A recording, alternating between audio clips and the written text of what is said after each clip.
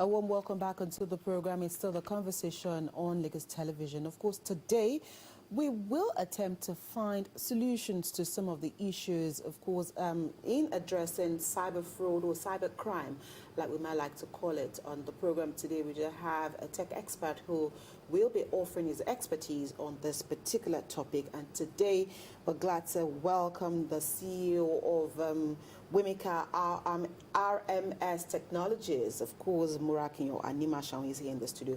Good morning, Mr. Animashaun.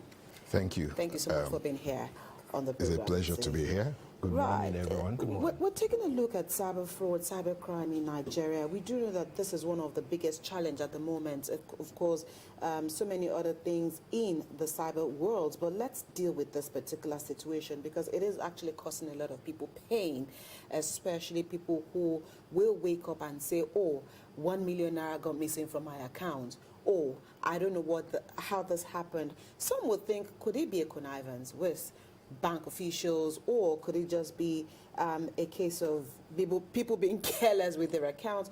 Gamut of issues that we need to deal with here. But when we say cyber fraud, when we say cyber crime, what exactly are we talking about? Okay, thank you very much, Bimbo.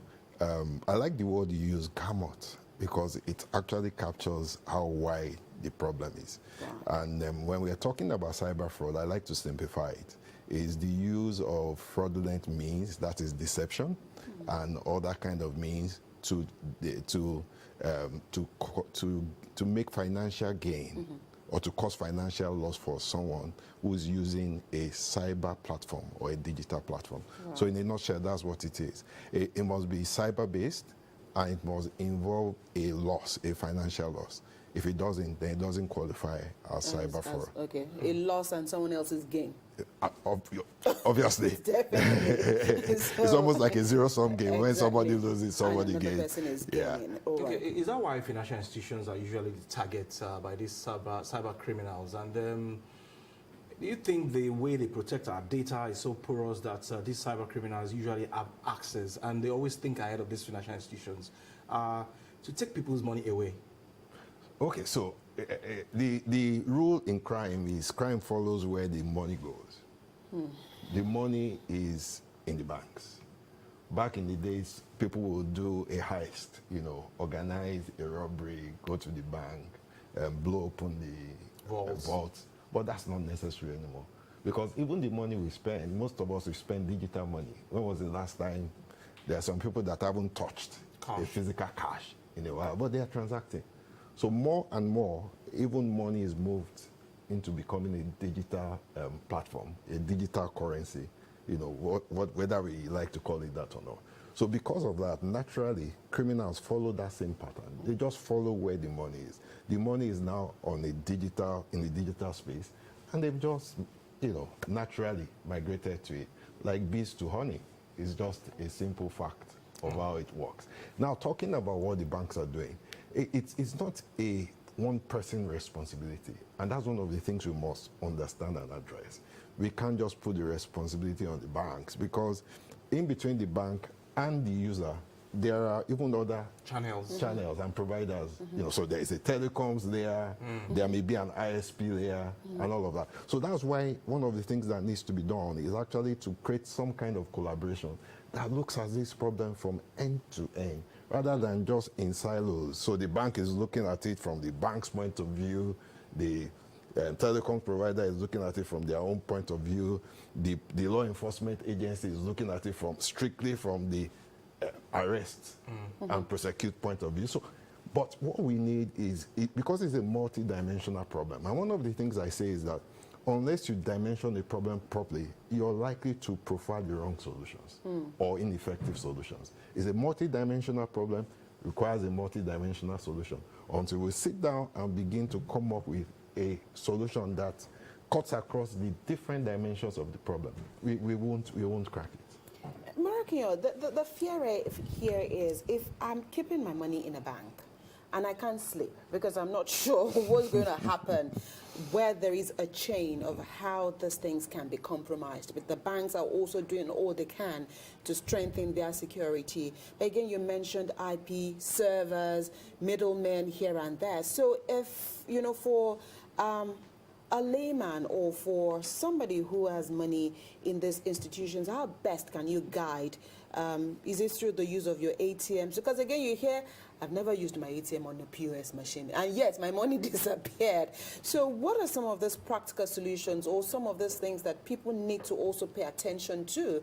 Because again, sometimes it looks like our carelessness could also be, a gateway for some of these things to also happen. Okay, so carelessness is a factor, but it's not the only thing. You see, the cyber criminals are sophisticated. They are not some regular, simple people that don't know what they are doing, sitting down and doing try your luck. Most of them belong to organizations. They are trained. They have access to tools. They are sophisticated. In fact, if I'm going to give an analogy, if you look at a cyber criminal against a regular bank user, it's like Messi taking a penalty against an under 10 goalkeeper. 9 times out of 10 is going to score. Right. Okay, so what can we do to take that under 10 goalkeeper and moving from being in that position of being an under 10 goalkeeper and just improve the odds? Because you really can't stop cyber fraud. Right. You can just reduce the incidents. Okay. And that's one of the things you must come to terms with. We can't solve it fully, but we can reduce the incidents. What will you do if you have a Messi against an under 10 goalkeeper? Number one, you can decide to change the keeper and bring in, I heard the Argentine keeper has like a 50% success rate. When it comes to penalties. When it comes to penalties. So you can decide, you know what, we want to upgrade and make every under 10 goalkeeper the Argentine keeper, but that's going to be quite expensive. Right. Okay, but technologies like AI helps us to boost people's level of sophistication, even if naturally they are not as sophisticated. So you can create AI bots that improves people's level of sophistication. The other thing you can do, which is the approach we like to take, is suppose we look at the goalpost and say, you know what, let's shrink this goalpost. So automatically we make it more difficult for Messi. Even though he still has the skills, he still has the advantage, but with a smaller goalpost, it's going to be just a bit more difficult for him to score. And that's what we need to begin to do. How do we shrink this goalpost? How do we shrink the digital surfaces? How do we shrink the attack surfaces? How do we shrink the opportunities? How do we shrink even the time windows? So I'll give you an example. You're using your token, and if you put in your token details, there's actually for many organizations, a 2 minutes. That's too long. So if somebody, for some reason, gets your token, the token generated OTP, that person has 2 minutes. Right. To get to use account. It. Okay. So those are the kind of things we need to be looking at. Can we shrink this to like a 30-second time frame or 15-second? If you're serious about carrying out a transaction, I don't see why you should need 2 minutes to get into that transaction done. So there are so many different things that are involved, but we all need to, get our heads together and realize that this is big. The size of cybercrime is bigger than most economies in Africa. So it's not a small thing, right. And so long as that big, it will continue to attract new people, okay? And, because it's on cyber, it's even made easier by the fact that you can be in your house somewhere in some village. You don't have to be in Lagos. Right. You don't even have to be in Nigeria to be targeting banks in Nigeria. And you can be anonymous. So those are the things that make it even easier and more attractive for people to come into. And, we see a lot of people all over the streets who seem to have just gone from nowhere to having money. And, the word on the street is that a lot of them are Yahoo boys. So, I mean, if there's a neighborhood, a young boy is growing up, and he sees the people that appear to be good role models, the people that are driving the nice cars, and doing all the things that impress young people. Right. And he finds out that it's because they are doing Yahoo. That already is a social problem. Okay, and that's why we say that it's got to be a multi-dimensional solution to a multi-dimensional problem. Before I came here this morning, somebody was telling me about a radio program they were listening to, and that there were some people that were defending Yahoo in that program. That, I mean, that even the hush puppy, that the reason why, the person said the reason why he was against, I wanted him arrested, is that he didn't spread it enough to other people to enjoy. So you can imagine if we have that kind of social orientation, that kind of value orientation, then our biggest problem will now be that the rate at which people are coming into the industry, because it's an industry, let's get it right.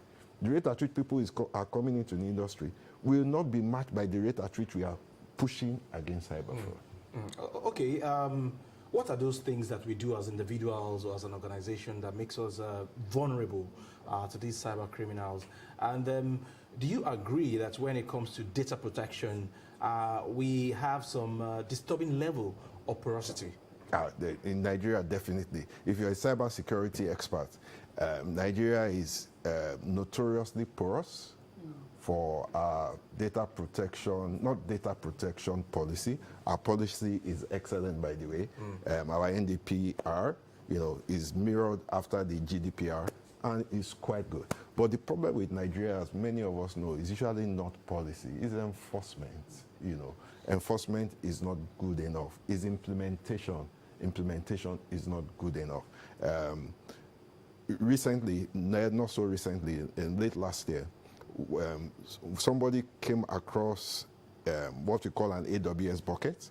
It's a cloud-based service, and he got access to about 50,000 details, username, passwords, personal details of people that were enrolled for a service in one of the state government health scheme in Nigeria. And he brought it to the attention of the state government. It took them about 2 or 3 weeks to resolve it. In between the time of resolution, they were denying that it existed until the person started releasing a few of the details, just to let them know that this is for real. I'm not a criminal. I was going about my work and I stumbled on this, okay? But you know what I found interesting? At the end of the day, when they finally fixed it, they put out a statement in the press that there was never anything like that. I think something like never that also existed. happened with something like that also happened with NIMSI, where someone had also raised the allegation that domain names could be accessed for just about 100 naira per person. So, I mean, let's talk about protection of data here, because this, again, is something that a lot of people are very particular about. And so, if you cannot protect your data, infractions, PIN, infractions using guessable like date of birth and things that people can usually resonate with you, are they also very key when it comes to internet banking and digital space generally? It's absolutely important. So the organizations or institutions generally, even though they serve as wholesale access, they are not as easy to target as individuals. And when we're talking about individuals, what's the population of the world? 8 billion or something. So you have 8 billion people, you have about 4 billion people carrying mobile phones and leading their lives from their mobile phone. That's a whole lot of opportunity for a cyber criminal, and they target that. And most people don't even understand what they are doing online, and even some of the organizations don't understand. I laugh when I look at some of the questions that organizations ask as your secret question. What's so secret about your date of birth? Right. If you give me your name now, give me your name in maximum 5 minutes, I'll know your date of birth. Somebody somewhere is going to wish you happy birthday on your social media. Right.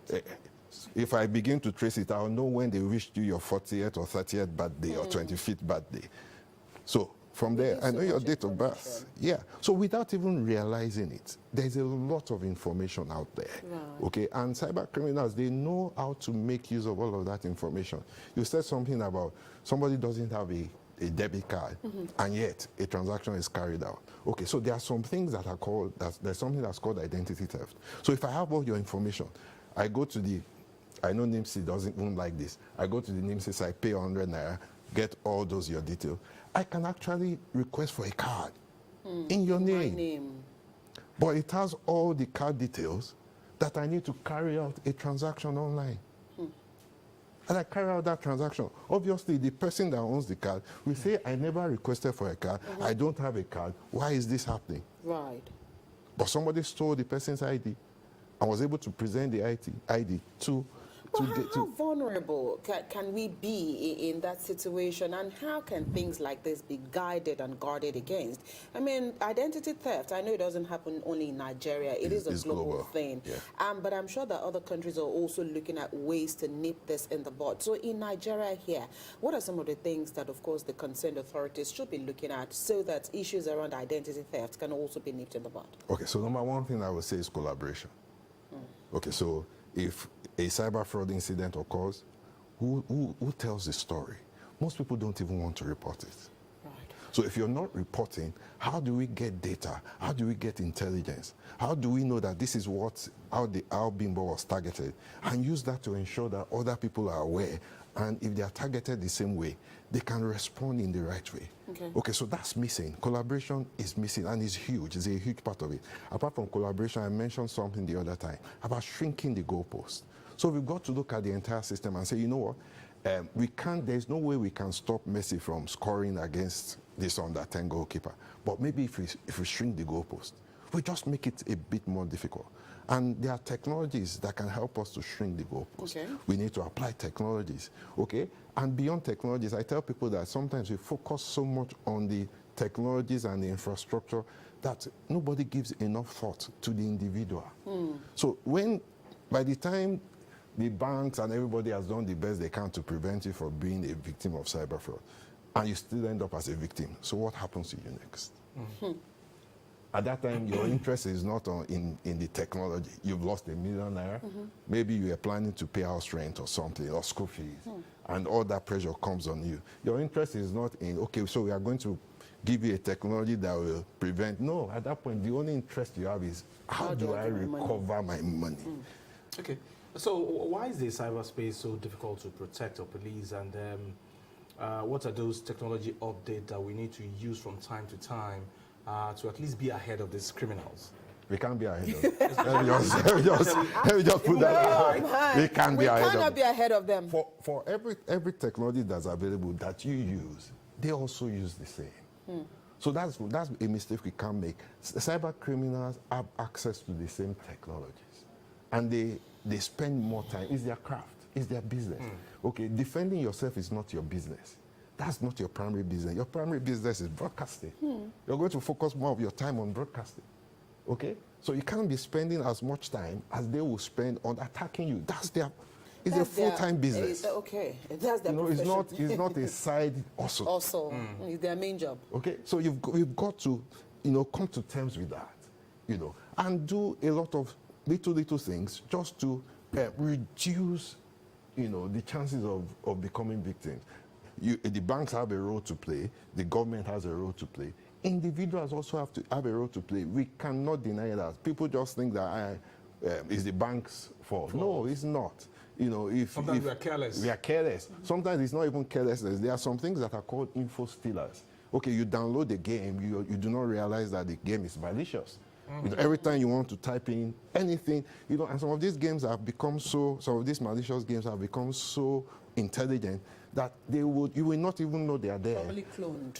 You won't even know they are there or they have any malicious intent until you begin to type or bring up a financial transaction site. They recognize a financial transaction site. And that's when they come alive. And for the likes of EFCC, NCC, and the agency in charge of the National Identity Card, what can they do to at least, if not, they cannot eradicate it, like you rightly said, at least minimize? If you talk to them, they will tell you they are doing a lot. But maybe what we need to do is change their approach a bit. Okay? Come up with a new framework. It's a multi-dimensional problem. Maybe each person has been trying to solve it within their silo. That's not worked. We've got to increase, collaborate, so that we can take them on and have a chance against them. That's what I think. And as I said, there are many different areas. We've got to talk about preventive measures. We've got to talk about recovery measures, reimbursement. If I lose my money, what the happened? conversation I want to hear is how do I get it back? my money? I think the CBN has something in that nature. Before we talk about some of those things that you just highlighted, I'd like for you to talk about ethical hacking. Because if you're talking about hacking and then it is ethical, what in heaven's name is ethical hacking, and how can banks help in curbing the menace? Okay, so ethical hacking is good. I've done some ethical hacking before. Okay. So ethical hacking basically is someone inviting you and saying that, hey, we know that there are holes in our system. Help us find it before a criminal does. Okay. That's what ethical hacking is. Okay. Okay, so So it's a preventive measure. it's a preventive measure. It's you in advance, testing all their defenses and trying to pick the holes in them and coming up with a report that shows them, hey, this thing that you thought, You should strengthen your here. this thing you thought is working is not working, Okay. or this is not just as good as. We're able to get past this and all of those kinds of things. Okay, so that's what ethical it's a hacking. preventive measure. Yeah, it's It's a just useful. like an It's a in-house- useful. Yeah. Okay, It's all a right. So useful- let's quickly talk about, because here we intend to prefer solutions to some of these issues. So how can we prevent our accounts, our mails, our cyberspace generally from being attacked? First thing is awareness. You need to be educated. You need to be aware. You need to know what's going on. You need to know. You need to be able to know.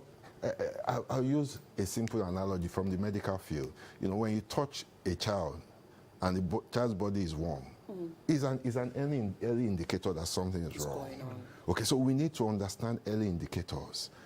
That something seems to be happening around my cyber domain, my cyber space, around my financial, around my account. So if you're not aware, if someone is not aware that a child's temperature is an indicator that something is going wrong, then even if that child's temperature hits the roof, You won't be the aware. person won't be aware, won't move, So there's got to be that level of awareness and education across. In some countries, the government has taken it upon themselves to come up with a digital literacy initiative. That means on the government's account, they are educating the populace. Okay. Because they realize that, one of the things we don't realize is that cyber fraud is a direct attack on trust. And there is no society that can prosper when there is no trust. There are some studies that we recently, got access to that shows that the most prosperous nations are the nations where trust is, where trust is strongest. So obviously in that report, you find Nigeria somewhere near the bottom. Zero. We are not the lowest, but Yeah. So once we don't understand those linkages and we don't take the steps, I know that there are a few initiatives, that are trying to pull together everybody in the ecosystem. Okay. In order to try and come up with a holistic solution to this. But as I said, it's got to involve preventive measures, it's got to involve reimbursement for the person that's already lost, it's got to involve recovery, there's got to be deterrence. That's another area that nobody's paying attention to. It's not enough to arrest a guy and then release him because he has settled.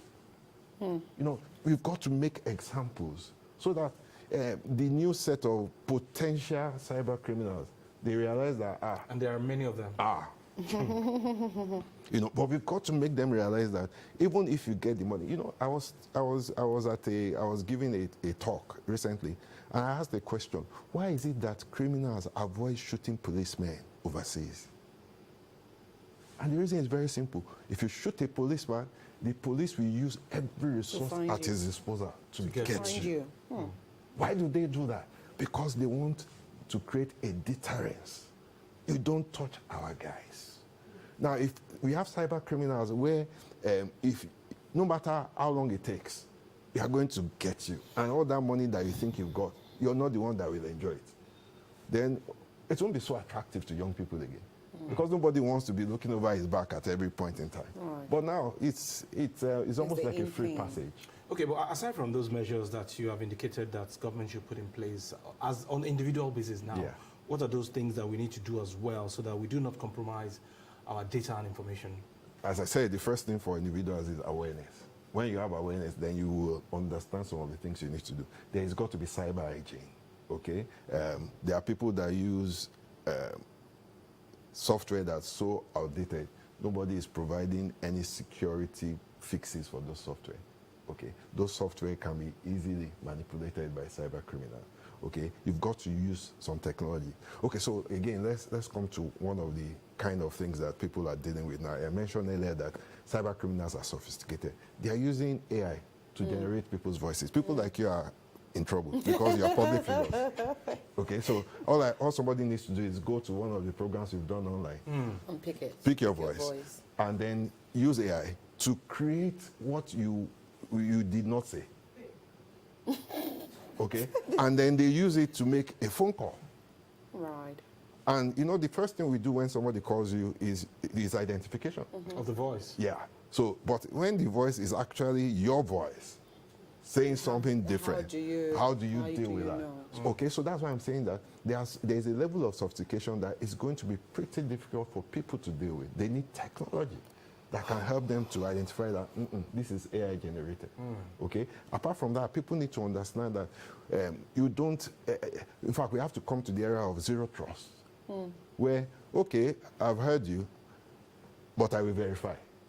And the way I will verify is not through the channel you're communicating with me. Right. It's going to be through another channel. Okay, you're not the one that will tell me verify by calling this number. Right. We've seen that happen a lot on WhatsApp. Yeah. People begging for money on behalf of somebody because they've hacked the account of the person. Right. I mean, that happened in one of the groups I belong to. Some people immediately knew from the tone of the conversation Right, that that this is no, not this the way can't be this this guy person. talks. But some people didn't know. And some other person called someone that he knew was the neighbor to that guy and said, hey, what's happening? I'm getting some chat messages from, check with your neighbor. And that's the kind of thing we need to do. We need to break that chain. Don't follow their chain. They will lay out a chain for you to follow. There's a track. They want you to follow that track. They'll send you a message. They put a link there. Right. They want you to click that link. But if they are saying that the message is from Bank A, instead of clicking that link, you go to the Bank A's website yourself. Right. You know, we can't afford to be gullible in this present time. Right. Okay, so that's one of the things we need to do. As I said, awareness, technology, okay, and just general things like cyber hygiene, and we need to look for services that will provide the comfort that you won't get from the banks. Two things I want to lump into one before we allow you go. How often should you change your passwords? And is it okay to use one password for all your transactions? Good question. So second question, the answer is a big no. First question is a bit tricky. Easily. I wanted to come to that first question. The first question is a bit tricky because as you get older, the more you need. To forget. So you just want to be on the safe side and use one password for everything. So for me, for instance, if I change my password, if I don't use that password within the next 5 minutes again, You're going to forget. I'm going to forget. So what I do is, if I change my password to my bank account, I'll have to Find just somewhere to sit write down, it. Okay, and then wait for like 5 minutes, and then use it again. Because if I don't do that, I don't commit it to memory. You know, and there are lots of 40, 50, 60-year-olds using digital services, and I realize that a lot of them have that kind of challenge. And they are trying to deal with that by just using one password from 2010 to now. Okay. You know, that's dangerous. Many of us don't realize it, but many of our passwords are already exposed. You know, we have a service that checks password, and it's amazing. You know, we did it for our staff at the early times when we started the venture. And out of all our staff, it was only 2 whose passwords were not previously exposed. Every other person. People were shocked. A place they went to just once, I just went to that site once in 2005. It stored the password. Oh, wow. You know. So, okay.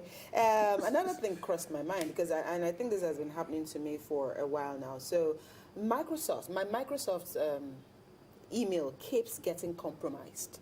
Is there a particular reason why that happens? I really would not be able to see unless I check specifically. Okay, but if it continues to get compromised, is it a personal one? Okay, so it is a personal. So one because has to sometimes find. I mean things like this do happen, and you get to change your password over and over again, and you're wondering, Why is this? So if you change your password over and over again and it's still getting compromised, the chances are there is something that is there that is similar to what could have that is old consistently stealing I your get it. password. Yeah. Okay. All right, we'll have to leave this conversation here today. We do hope that you've been able to get some of the solutions to fighting cyber fraud personally and, of course, as a nation. From time to time, we try as much as possible to make this a constant, because I know that, just like you said, we can't get over these guys, but we can just, find meaningful solutions to some of these issues. Again, thank you so much, Muraki and Marshall, for finding time to be here. Thank you, Bimbo. It's a pleasure. All right, we'll take a Thank quick you. break. You're welcome. When the conversation returns, how many of the kids are on holidays? Hey. The camp is in trouble. I'm sure you've started looking for meaningful ways to engage them. Schools are already sending summer holiday messages to parents, but how can we begin to find other ways at engaging these children? Something that, they've studied the whole session. Let them Don't let them go enjoy. and study again. Crafts is another way to engage our children. That conversation is after the short break.